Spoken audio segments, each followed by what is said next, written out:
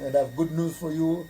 I think in the next few weeks, I'll be heading off to Ouagadougou, right up in Burkina Faso. I have an appointment with Captain Ibrahim Traore to go and discuss some African agenda items. Very exciting indeed. I'm looking forward to that wonderful trip to share with my brother in Ouagadougou.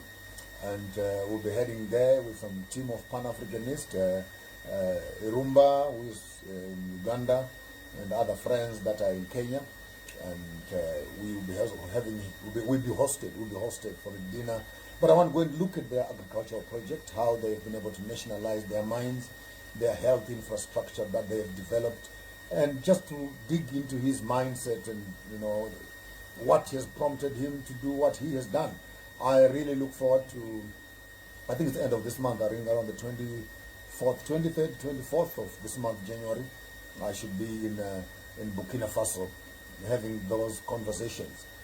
But the whole idea and purpose is to look at ourselves as Africans and say, why are we stuck with a democratic system that has become a haven of thieves and thugs, when there are other methodologies out there which other people are using, and they've been able to create successful economies.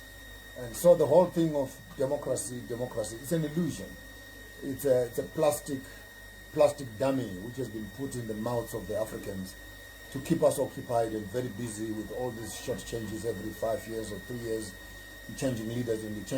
But when you get to their own countries, they don't change leaders. When last did you hear that there were elections in Britain, people choosing who the Queen and who the King is? You don't hear nothing in Dubai, in Kuwait, in Bahrain, in Netherlands, in Norway about elections and votings and stuff like that. But Africans seem to be obsessed from one election to the other. Our preoccupation has been to remove each other from power. Whoever goes into power, the other people are already planning, how do we remove him so that we go there? How do we remove him so that we go there? And that exercise has become a preoccupation of the Africans, to be swapping hyenas with foxes constantly and always asking and wondering why the sheep are disappearing. We needed to wake up as Africans, particularly the educated community, because you are my weakest link. You have become beneficiaries of the colonial system, and you have suspended your thinking. You have suspended the common sense of reflecting meaningfully to find out systems that work and adopt that which works and discard that which does not work.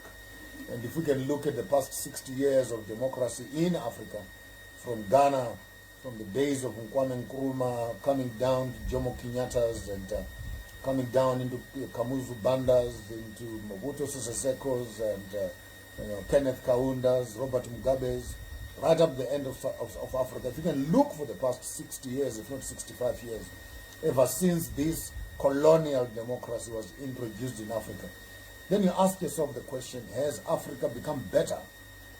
Or Africa has become a conducive environment for the colonialists to do their business, and they will be using the same law that they've given us to oppress us and reduce our freedom and benefit their own capitalistic agendas.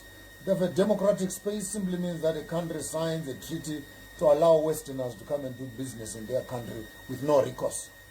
So even now, the introduction of the LGBTQs and requirements for freedom, and for you to be recognized as this, you must sign this, and you must allow people in the West to come and do in Africa as they please. The question is, when we go to their countries, are we allowed to do as we please? I mean, Muslim countries, some of them don't even allow you to bring a Bible in there. But when they come to your countries, they want a mosque, and they'll be shouting at you at 5 a.m. in the morning. But you go to their country, some of the Middle East countries, you can't even carry a Bible. Then if you're talking about democracy and freedom, what happens on the left must also happen on the right.